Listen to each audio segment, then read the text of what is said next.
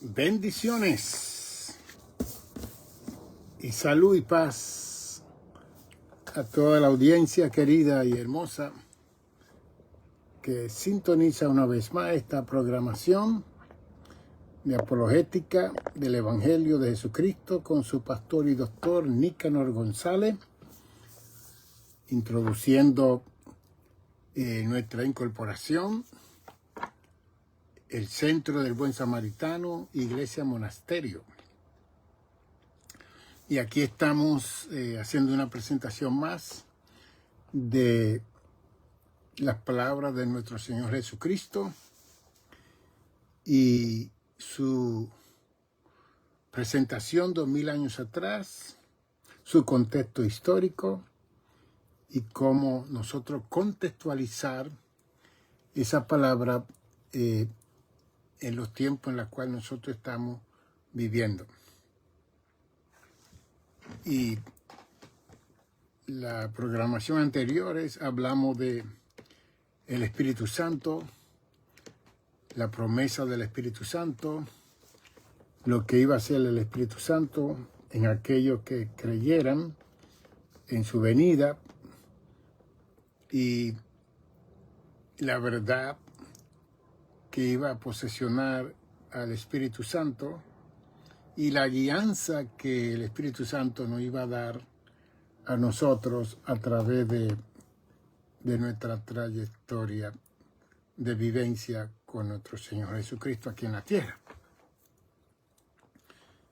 Pero cuando nosotros vamos al Antiguo Testamento,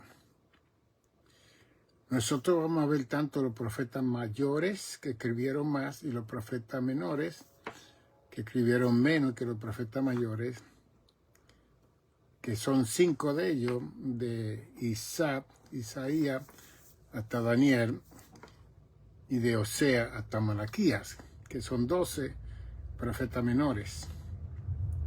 Y es bien interesante que 500 años antes de Cristo venir a la tierra, y para nosotros serían 2500 años atrás, el profeta Ezequiel en el capítulo 36, el verso 26, él profetizó y dijo, cuando Dios lo estaba usando a este profeta que Dios llamó en la diáspora, cuando estaban cautivos en Babilonia, Ezequiel le dijo al pueblo de Israel, os daré corazón nuevo y pondré espíritu nuevo dentro de vosotros y quitaréis de vuestra carne el corazón de piedra y os daré un corazón de carne. Y pondré dentro de vosotros, y está en plural, mi espíritu, y haré que andéis en mis estatutos y guardéis mis preceptos y lo pongáis por obra. Interesante esta profecía de 2000 años atrás, la cual fue dada al pueblo judío. Y de ahí en adelante, y aún antes, el ministerio profético se basó en una presencia del Espíritu de Dios en la vida de ellos para profetizar y para hablar tanto de las situaciones presentes como de las situaciones futuras que ellos mismos no entendieron. Quiero hacer la salvedad y la aclaración que muchos profetas hablaron y esas profecías no se cumplieron en el tiempo de ellos. Y muchas de ellas, como en el libro de Daniel, y aún Ezequiel 37, 38 y 39, esas profecías todavía no se han cumplido en los tiempos de nosotros. Y ya tienen su periodo en el cual se van a cumplir. Pero mientras tanto, quiero darle énfasis a la realidad que todos los asuntos de Dios son espirituales.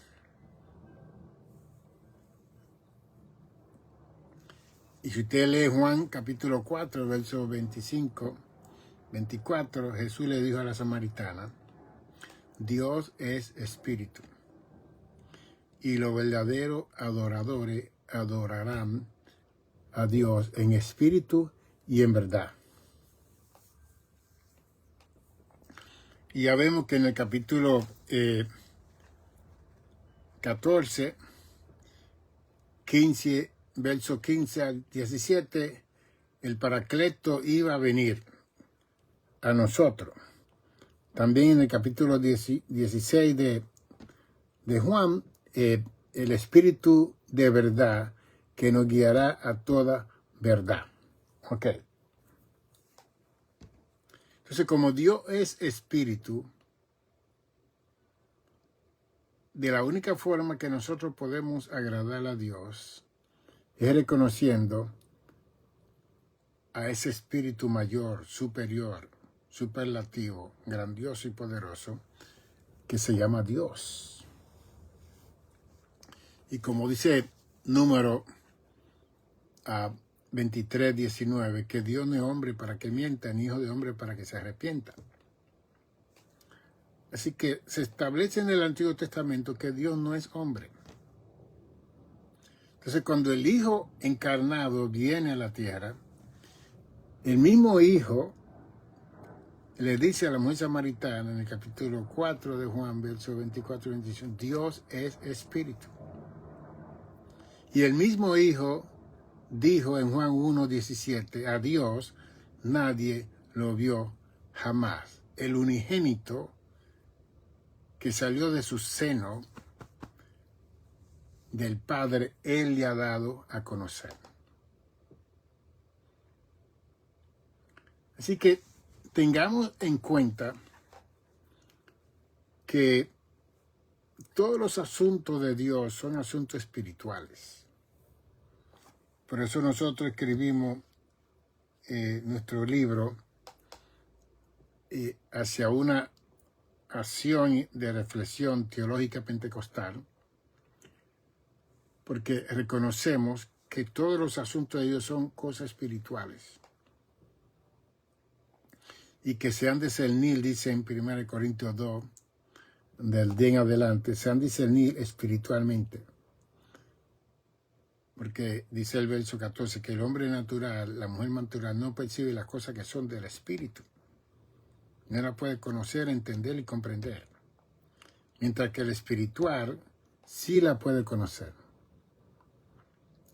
Así que los apóstoles estaban ciertos de esta realidad de que los asuntos de Dios son espirituales. Pero nosotros vivimos en una vida física, tangente, palpable. Nuestra vivencia existencial consiste en todas las cosas que nosotros estamos haciendo en este mundo material. Y palpamos, tocamos, vemos, oímos, gustamos, olemos con los 5 sentidos. Y esa es la vida física material que nosotros vivimos todos los años de vida que Dios nos conceda vivir aquí en esta tierra. Pero sobre todas esas cosas hay una vida espiritual. Porque cuando Dios hizo a Adán, en Génesis 2:7, del polvo de la tierra, sopló en él aliento de vida en su nariz y Adán vino a ser un ser viviente. Así que hay algo en nosotros que lo establece Génesis 1:26. Hagamos al hombre a nuestra imagen conforme a nuestra semejanza.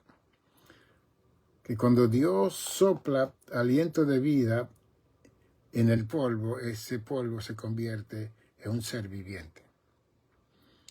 Y a la misma vez ese polvo se le da la imagen que es la parte racional, lógica de Dios y la semejanza que es la parte espiritual. Y el mundo entero, los 8.2 billones de habitantes que hay en la Tierra, está desajenado, desorientado, desubicado. en conocer la realidad que nosotros somos seres espirituales. ¿Y usted sabe quién sabe eso más que nosotros? La fuerza del mal, los demonios, el príncipe de las tinieblas de esta tierra, Satanás, el diablo. Ellos saben lo poderoso y la obra maestra que somos nosotros delante del cielo y delante de los ángeles. Sin embargo, nosotros vivimos una vida tan materialista que desconocemos esa gracia hermosa y maravillosa de ese ser espiritual que mora en cada uno de nosotros. Y que, por cierto, cuando Cristo habla a los discípulos, primero le dice en Hechos 1:8, y recibiréis poder cuando venga sobre vosotros el Espíritu Santo. Pero antes en Juan 16 nos habla que rogaría al Padre para enviar al Espíritu Santo, el Espíritu de verdad que nos guiará a toda verdad. Quiere decir que cuando Adán y Eva desobedecieron a Dios, hubo una desconexión de la parte física, emocional, espiritual de esa pareja de parte de Dios. Que es lo que dice Isaías 59:2, que vuestras rebeliones han hecho separación entre Dios y nosotros. Entonces nuestras rebeliones, que representa el pecado, el mal, la iniquidad, lo que ofende a Dios y a la palabra de Dios, continuamente nos separa de Dios. Y por eso es que cuando Cristo decide irse y terminar su ministerio de el Cordero Pascual que quitaba el pecado del mundo, como dijo Juan en Juan 1:29, ve ahí el Cordero de Dios que quita el pecado del mundo. Entonces Cristo le dejó al Espíritu Santo a los discípulos y a su iglesia para que continuaran sin estar huérfanos, sin la presencia de Dios. Y después habla de que iba a estar en nosotros y con nosotros. Entonces, cuando nosotros confesamos a Jesús, como dice Romanos 10:9 y 10, y creemos en Jesús, recibimos ese sello, como dice 2 Corintios 1:21 y 22, y Efesios 1:13 y 14. Cuando recibimos ese sello del Espíritu Santo, entonces comenzamos de nuevo a vivir esa vida que Dios requiere de cada uno de nosotros, esa vida espiritual, la cual conecta con el Espíritu Mayor, que Dios es Espíritu. Aquí, 2500 años atrás, en Ezequiel 36:26, le están diciendo al pueblo de Israel, os daré corazón nuevo. Ahora, en Proverbio dice que del corazón mana la vida. Y el corazón para el pueblo judío era el órgano principal que dirigía todo nuestro ser interior y exterior. Y aquí se está hablando que tendríamos un corazón nuevo. Y dentro de ese corazón nuevo se iba a poner un espíritu nuevo. Dentro de nosotros. Y entonces establece que se iba a quitar el corazón de piedra para poner un corazón de carne. Y todo eso es bien interesante. Y son palabras figurativas que tienen que ver con la diferencia de piedra y carne. Que la piedra es piedra, dura, difícil para romper, para nada. Mientras que el corazón de carne es dócil. Puede obedecer, puede someterse, puede quebrantarse, puede todo. Como dice 2 Corintios 5, 17, de modo si alguno está en Cristo, nueva criatura es. Las cosas viejas pasan y aquí todas son hechas nuevas. Entonces se le profetiza al pueblo judío que se le iba a dar un corazón nuevo. Y que ese corazón nuevo iba a ser un corazón de carne en vez del corazón de piedra que estaba en desobediencia continua delante de Dios todo el tiempo.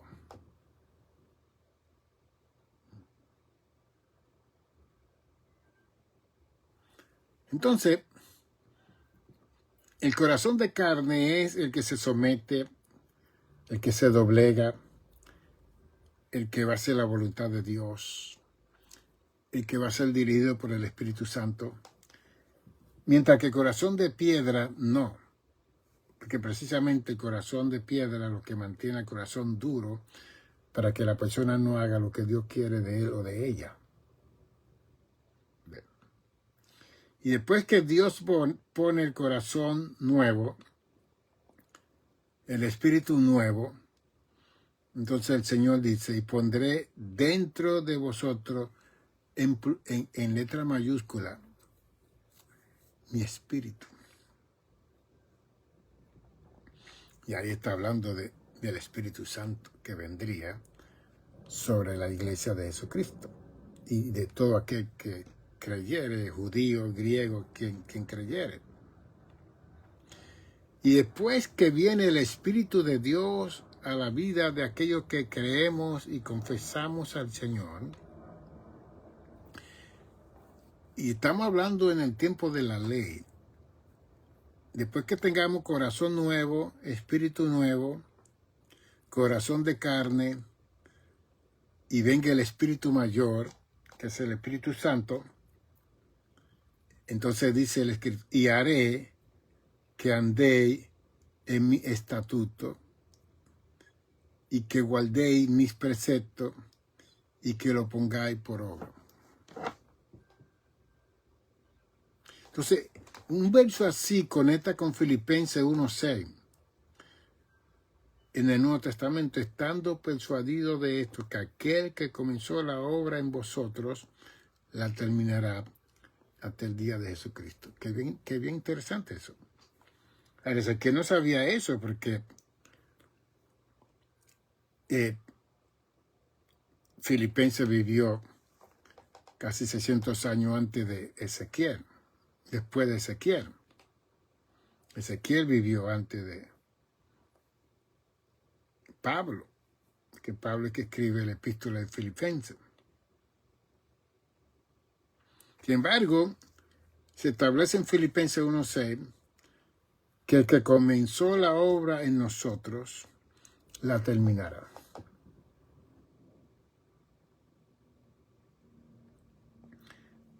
Me gusta cuando dice, después que tengamos corazón nuevo, espíritu nuevo, corazón de carne, el Espíritu de Dios, entonces Dios hará que nosotros andemos en su estatuto, los mandamientos.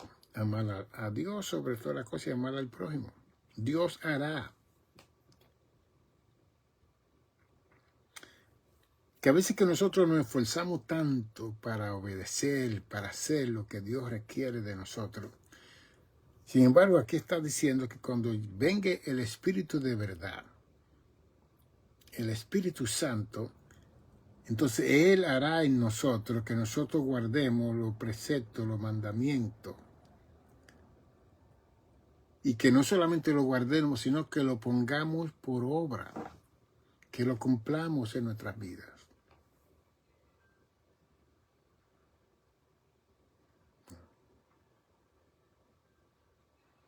Y tanto de nosotros que nos esforzamos para cumplir con lo que Dios manda que cumplamos, cuando es una cosa tan simple, permitir al Espíritu de Dios, y más hoy en día, que se cumplió la promesa de la venida del Espíritu Santo a la iglesia, aún a nosotros se nos hará más fácil que los antiguos testamentarios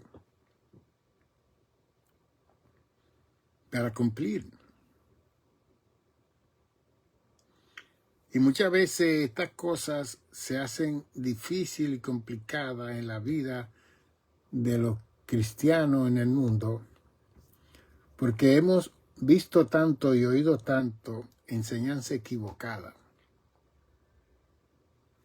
de la verdad del Evangelio,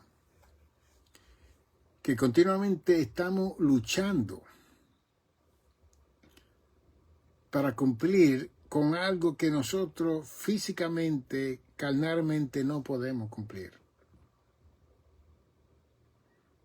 Y aquí se establece que cuando venga el Espíritu de Dios, el corazón de carne de obediencia a Dios, que se quita el corazón de piedra, entonces Dios hará, no yo haré, Dios hará a través de su Espíritu que yo haga su voluntad, que yo cumpla con los preceptos, con los mandamientos, con todo lo que enseña la palabra de Dios.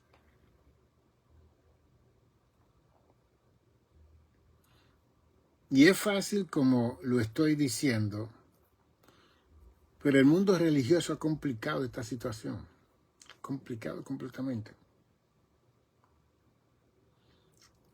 Y lo que estamos tratando de salvarnos haciendo obra. Cuando en Efesios 2:8 dice que no es por obra para que nadie se gloríe, sino es por gracia que somos salvos.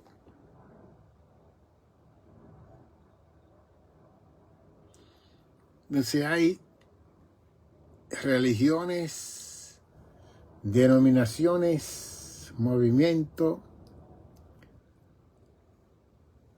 en todos los lugares del mundo que le dicen a la gente que hay que hacerle 10 puntos, 20 puntos, 50 puntos, 100 puntos.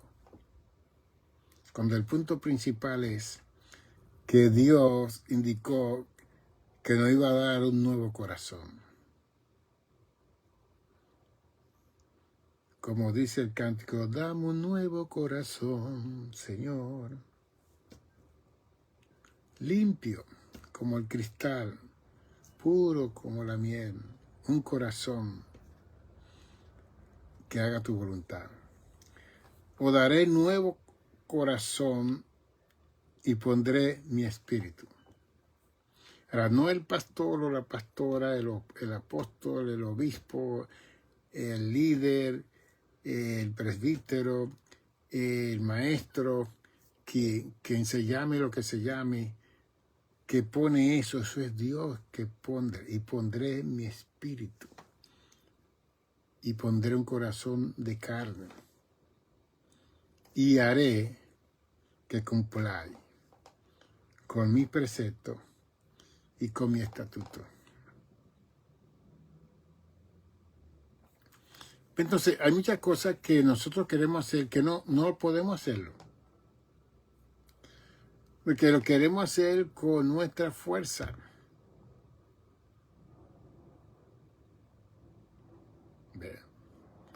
Y cuando usted lee la historia de Sansón en el Antiguo Testamento, va a ver que cada vez que el Espíritu de Dios venía sobre Sansón, él mataba a los filisteos, él defendía al pueblo de Israel. Y llegó un momento donde él comenzó a flaquear con esa vida delante de Dios y comenzó hasta a jugar con el poder de Dios con una mujer llamada Dalila. y Dalila le estaban pagando para convencer a Sansón de dónde venía su poder.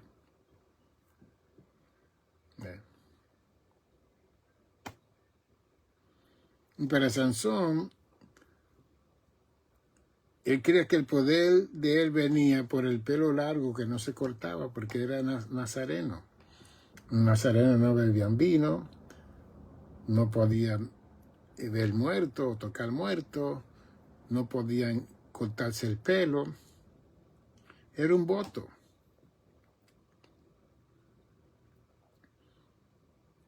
Entonces, él cumpliendo ese voto, él creyó que el poder de Dios en él estaba por cumplir ese voto y por el pelo largo que tenía.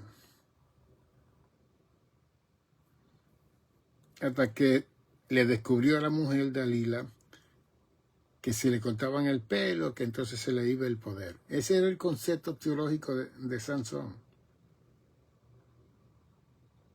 Entonces, aquí se está hablando de un corazón nuevo y un espíritu nuevo y un corazón de carne que tiene que ver con obediencia. Que el corazón de piedra no obedece a nadie, no se somete a nadie. El corazón de carne, que entra en un estado de pacificación, de reconciliación, de restauración, de reparación, de comunión, de intimidad con el Espíritu Santo.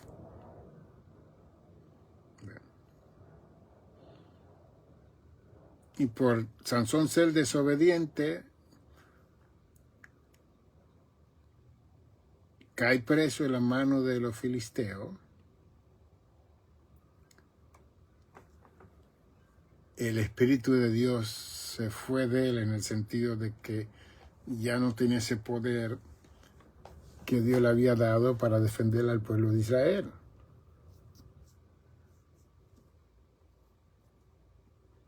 Entonces, para nosotros cumplir con todo lo que dice la Escritura, es necesario que vivamos una vida espiritual. Y que tenemos que aprender a reconciliar la vida física, emocional, sentimental, carnal que nosotros vivimos en la tierra.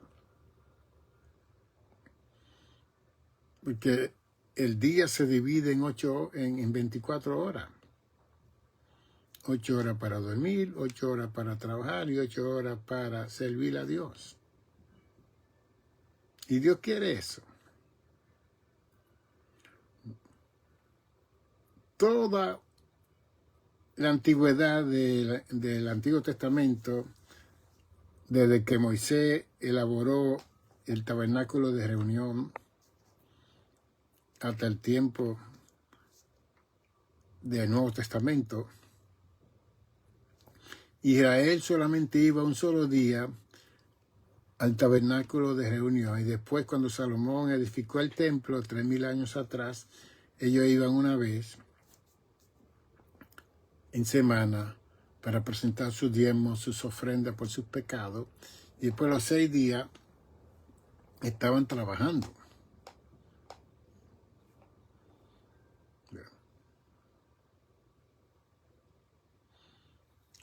Y Israel se acostumbró a presentar obra,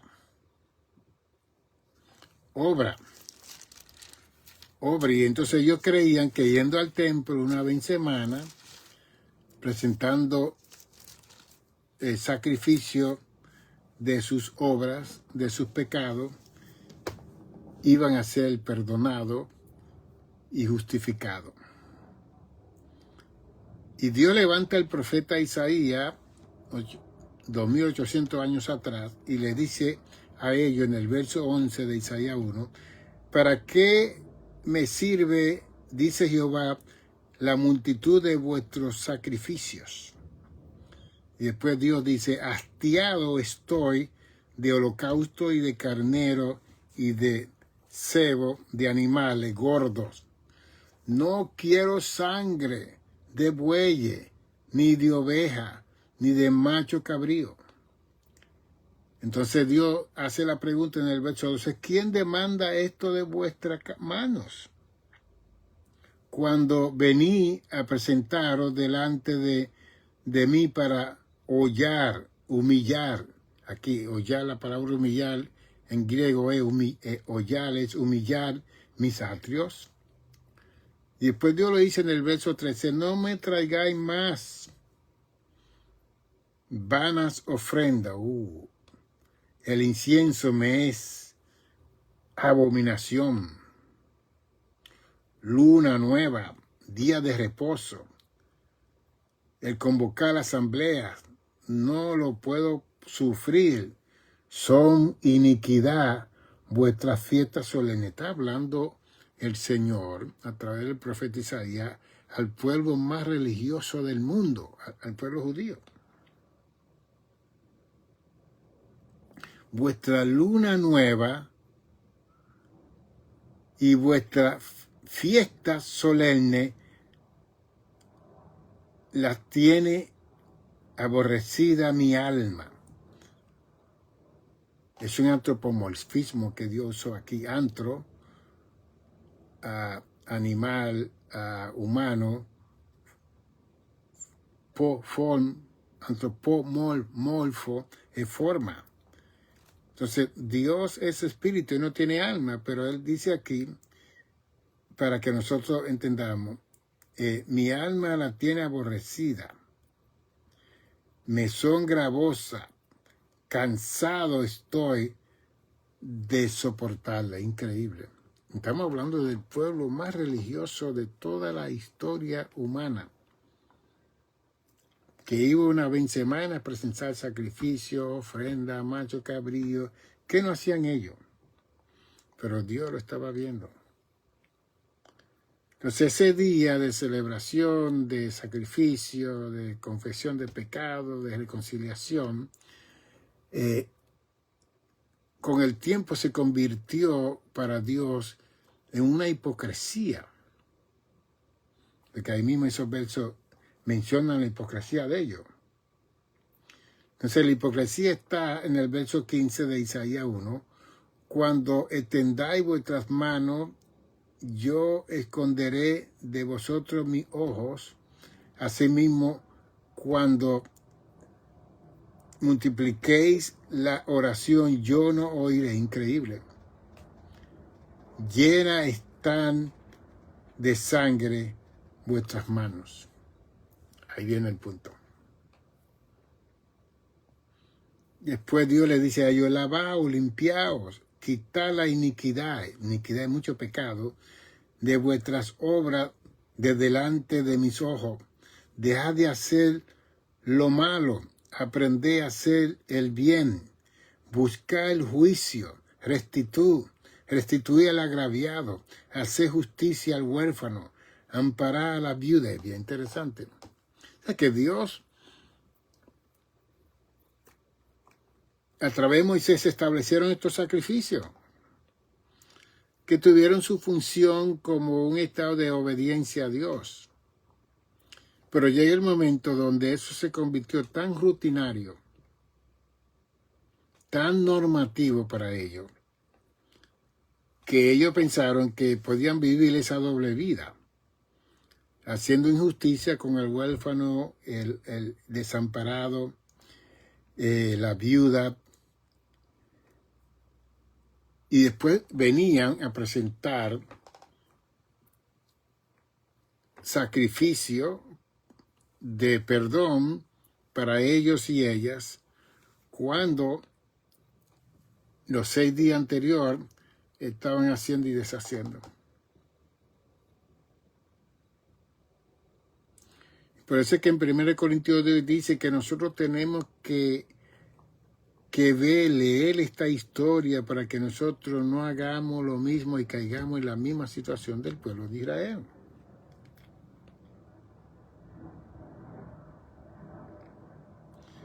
Hoy en día nosotros tenemos al Espíritu Santo.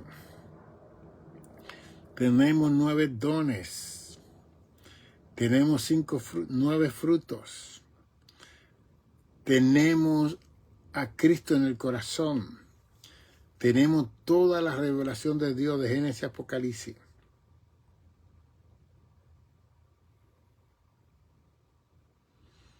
Y nos va a suceder como Cristo le dijo cuando estuvo por esta área de Samaria y todos estos lugares, que Dios va a tener más misericordia de Sodoma y Gomorra que de este pueblo que vio la encarnación al Cristo vivo, el Hijo de Dios, y lo rechazaron y lo mataron. Y Cristo dijo que si en Sodoma y Gomorra se hubieran hecho todos los milagros que él había hecho en esa área, ellos se hubieran arrepentido. Cristo habló de eso. Vean. Entonces, ¿cómo nosotros podemos contextualizar toda esta enseñanza de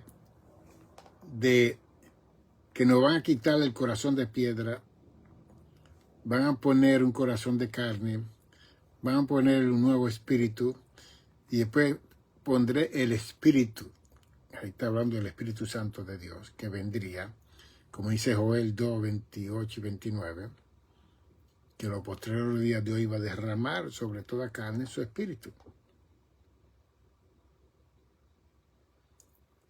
Y entonces, que no solamente iba a poner corazón de carne, nuevo espíritu, iba a quitar el corazón de piedra, sino que iba a ser Dios mismo a través de su espíritu, iba a hacer que usted y yo cumpliéramos con Dios.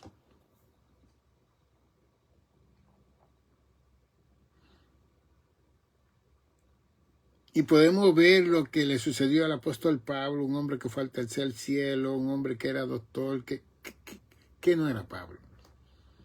Pero en Romanos 7:15, él se encontró con el ego, con el ser de él, y él pudo decir: lo que quiero hacer no hago, y lo que no quiero hacer eso hago. Entonces Pablo se encontró con la lucha espiritual que tenemos todos nosotros.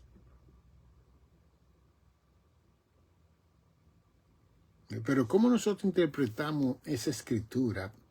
¿Cómo la aplicamos a la realidad de nuestra vivencia aquí en la tierra? Y cómo muchas veces nosotros lo que predicamos queremos como separarnos del grupo y dejarles saber a ellos que sí, yo sí, ustedes no. Ustedes tienen que hacer lo que yo digo. No, todos estamos en el mismo barco.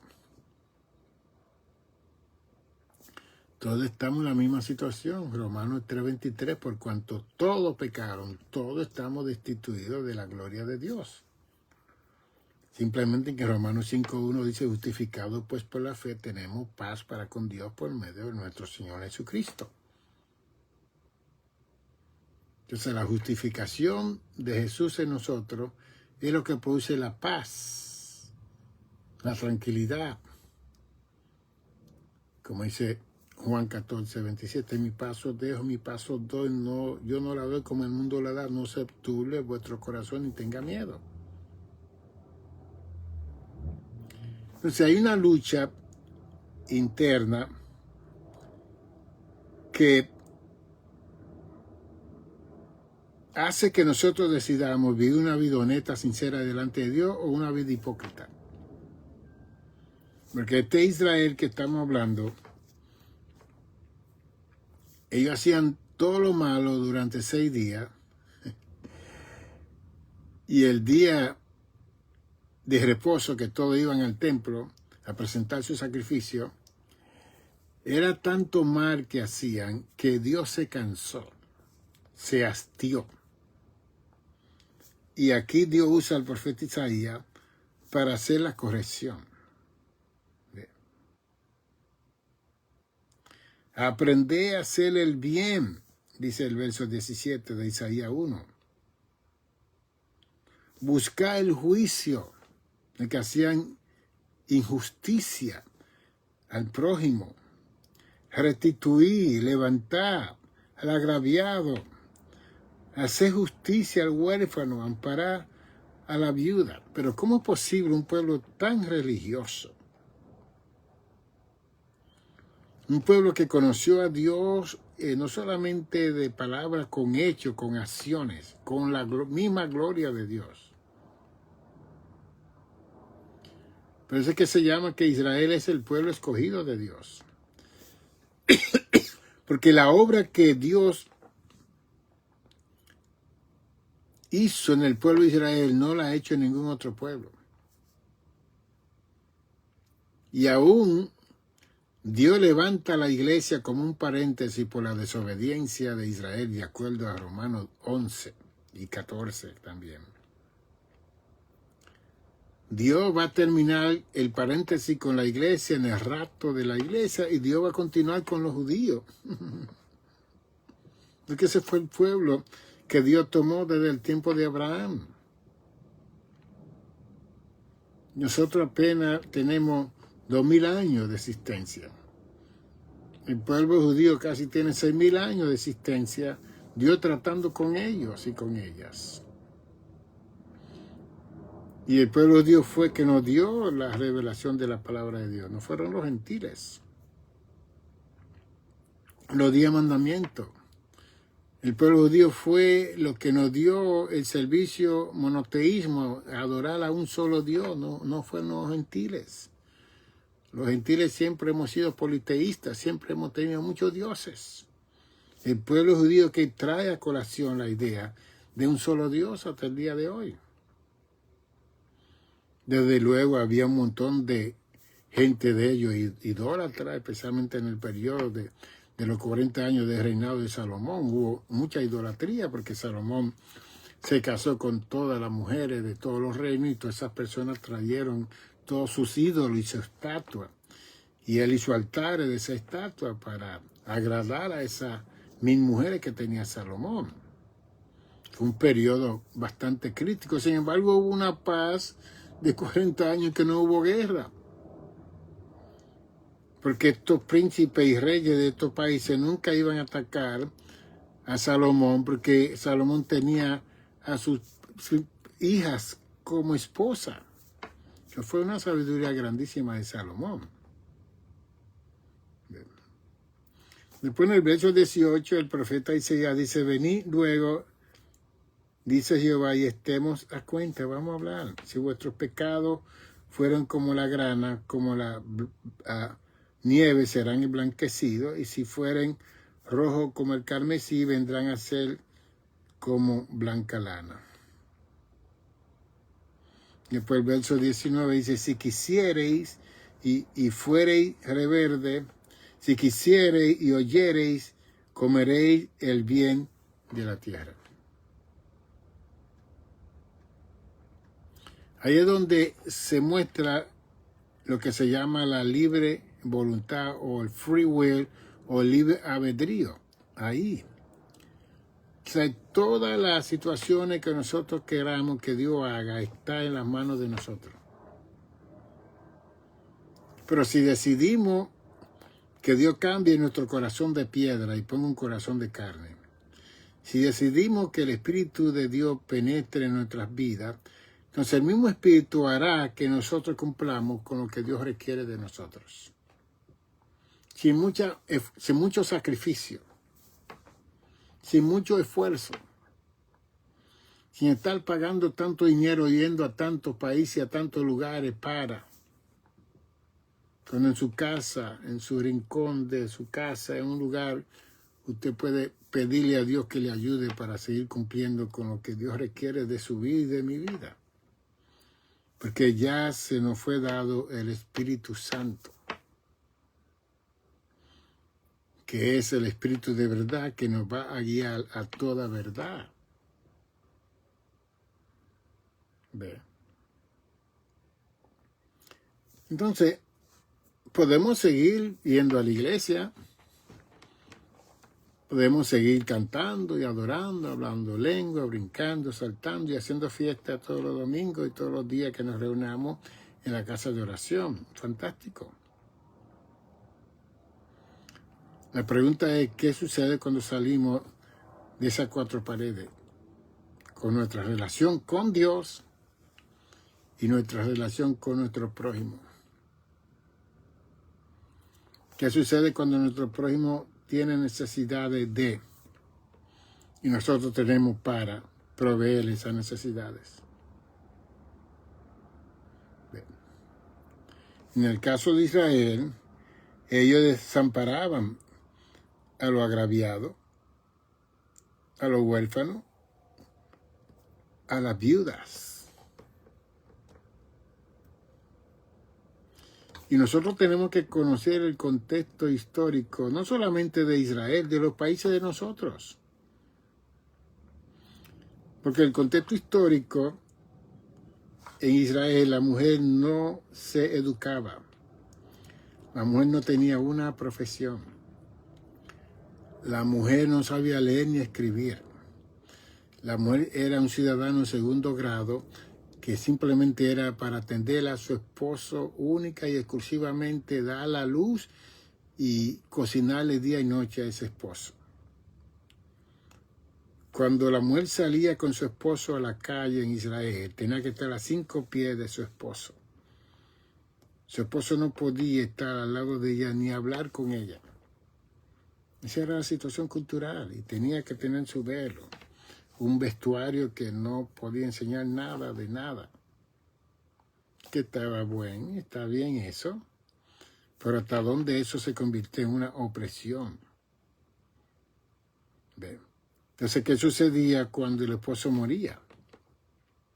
Y habían 5, después no había planificación de la familia. Una mujer podía tener 15, 20 hijos en una casa. Que no estaban los medios modernos que tenemos hoy en día para determinar cuántas familias va a tener una pareja. Y la gente muchas veces hablan de ese pueblo pensando que ellos vivieron como nosotros vivimos. No. Entonces, cuando una mujer se quedaba viuda, se quedaba desamparada, sin nada. Entonces, el pueblo era que tenía que venir a ayudar a esa viuda. El huérfano, que quedaba sin papá y mamá, y era un jovencito. Entonces, los que estaban agraviados, porque no todos tenían la bendición de tener todos los bienes y los medios que tenían otra familia. Por eso en Israel ellos establecieron el kibú.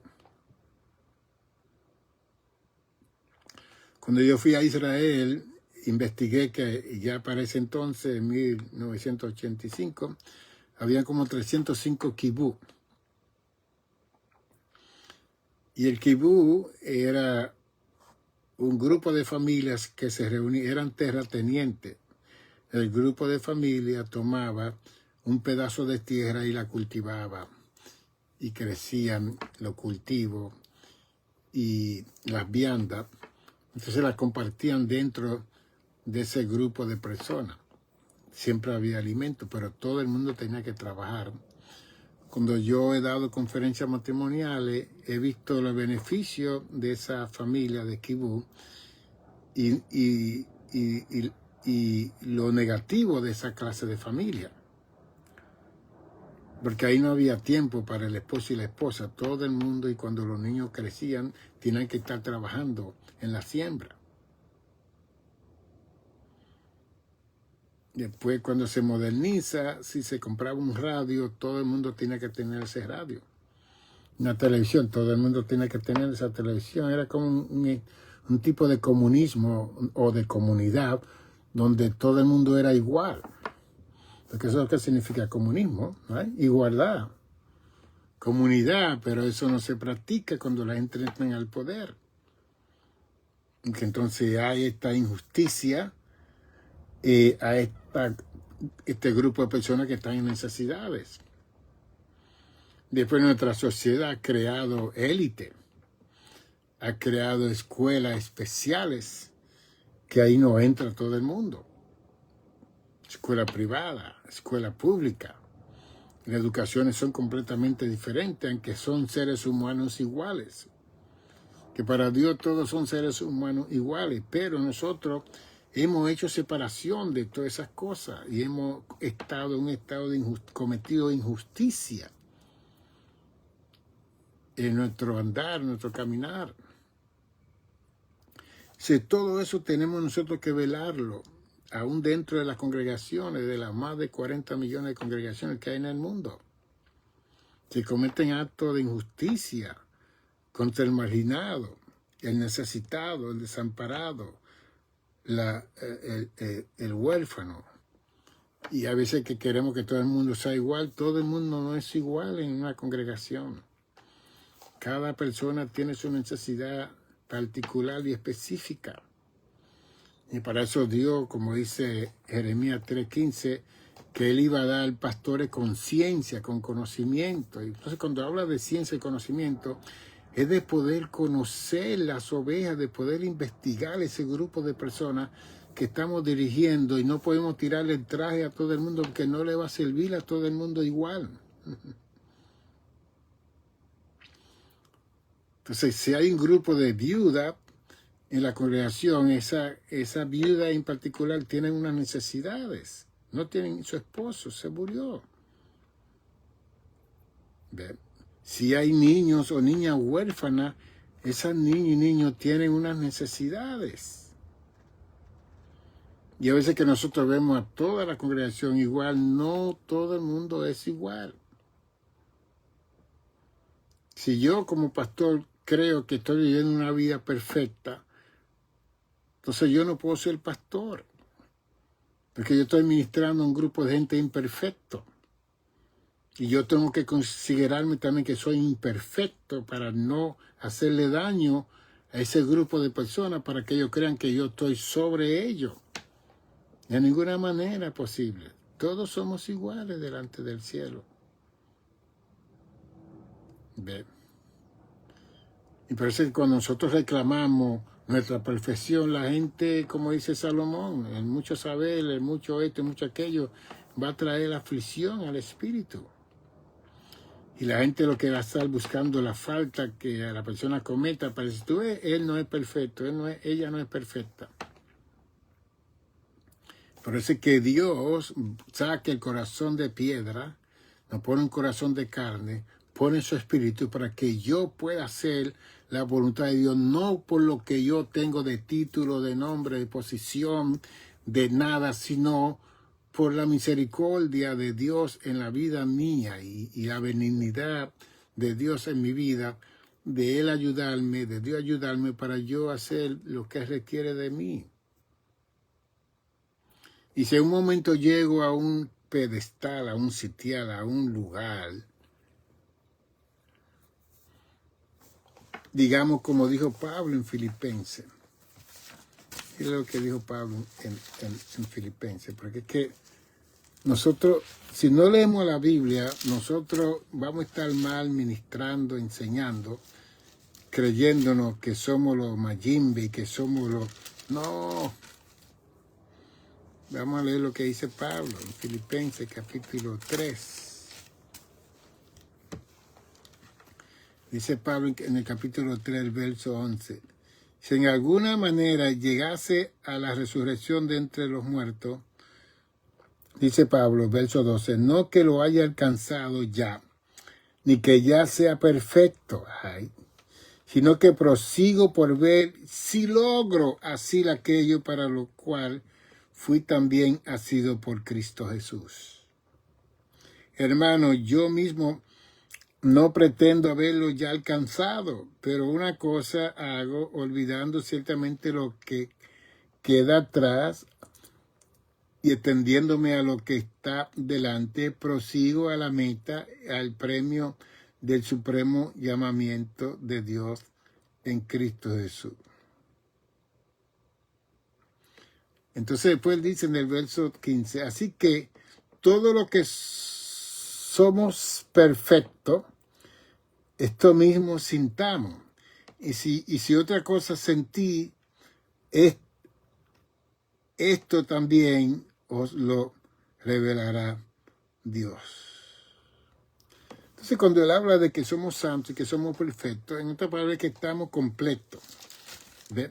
Cuando habla de que somos santos y que estamos perfectos, la palabra perfecto es completo, total. De como dice Colosenses capítulo 2, el verso 10, y vosotros estáis completos en Él, que es la cabeza de todo principado y potestad. Así que el yo ser perfecto y yo soy santo es porque estoy en Cristo, porque tengo el Espíritu de Cristo, el Espíritu Santo en mi vida, que me ayuda a ser santo, me ayuda a ser perfecto, a cumplir con todo lo que Dios requiere, porque Él hace eso en mí, yo no. La lucha siempre va a seguir en mi vida y en la vida suya. Y la perfección total y completa va a ser cuando nos muramos, creyendo y confesando a Jesús, nos vamos al cielo, o cuando acontezca el rapto de la iglesia, que vamos a ser transformados, como dice 1 Corintios 15, 49, 50, 51, y 1 Tesalonicenses 4, 17, 16, 17. De cuando seamos trasladados, entonces este cuerpo de inmortalidad se vestirá de inmortalidad. Este cuerpo de corrupción se va a vestir de incorrupción. Y ahí viene la perfección total, completa, de la nueva criatura que va a haber en cada uno de nosotros, un cuerpo transformado. Pero mientras estemos aquí en la tierra, tenemos que reconocer que Dios tiene que seguir cambiando, tratando con cada uno de nosotros. Así que en 2 días seguiremos hablando de cómo yo voy a ver eso en la vida mía y cómo yo voy a tener consideración por mi prójimo. Porque hay personas que ayunan mucho, oran mucho y se separan de la comunidad, se separan de todo el mundo y después vienen a la comunidad a condenar y a señalar, y es una cosa increíble. Y eso tenemos que evitarlo. El pastor mío que está con el Señor, Ángel Luis González, una vez me dijo, Nicanor, cuando tú comiences a ayunar y a orar, ten mucho cuidado. Así me dijo él, un hombre hermoso y maravilloso que fue mi padre espiritual. Me dijo, porque cuando nosotros ayunamos y oramos y vamos a la congregación, vemos a todo el mundo en pecado.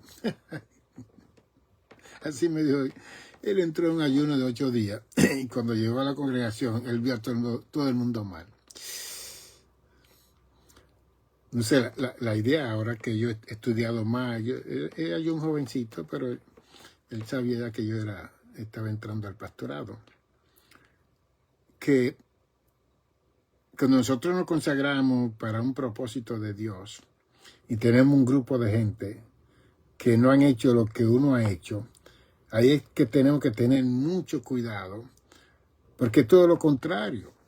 Cuando Isaías vio la gloria de Dios en Isaías capítulo 6, él fue que se encontró pecador. Él fue que se encontró inmundo. Entonces, eso es lo que yo he aprendido a través de los años, que mientras más yo me acerque a Dios, más Dios me va a dejar saber mi falta, mi condición, no la condición de la congregación, no la condición de mi hermano, no la condición mía, para que yo sea como Él, como Dios, para tener misericordia por aquellos que están en esas condiciones y predicarle precisamente el evangelio de gracia para que ellos se mantengan en esa gracia y sean salvos. Así que yo oí el consejo de mi pastor, pero a la misma vez evalué toda la escritura y todas las personas que se acercaron a Dios, que Dios lo que le mostró fue su condición. Moisés se acercó a Dios en Éxodo 3 y Moisés lo que vio su debilidad, su condición, su vida. Y así el registro bíblico, eso es lo que vemos. Entonces hoy en día mucha gente que ayunan y oran y se consagran y cuando salen, ya todo el mundo está endiablado, todo el mundo está endemoniado, todo el mundo está en pecado. No, es todo lo contrario. Cuando Dios le muestra a usted la condición suya, entonces usted va a tener misericordia de aquella persona que usted va a ministrar. Este libro, Movimiento y Conceptos, se lo recomiendo. Te lo puede conseguir a través de mi página, que está aquí atrás, como ya yo le he mandado a muchos de ustedes el link de The Good Samaritan Center Monastery Church. Usted se comunica para conseguir estos libros que están aquí. Y queremos que usted consiga el libro que está en Amazon. La incomprensión del mal y la santidad de Dios. Ese libro está allá, usted lo puede mandar a buscar. Ponga Reverendo Dr. Nicanor González, Amazon, y te lo manda a buscar. Y estamos colectando dividendos de ese libro para mandar estos libros. Son 10 que tengo aquí para publicarlo en inglés también. Y créame que es un trabajo inmenso que hay que hacer para recopilar y hacer todo eso. Entonces estoy en mi casa haciendo todas estas cosas. Estoy saliendo a predicar, estoy saliendo a dar conferencias, estoy viendo a algunos pacientes que quieren verme. Y aquí estamos, 646-755-1290. 646-755-1290 y seguiremos en diálogo con cada uno de ustedes. Bendiciones, salud y paz.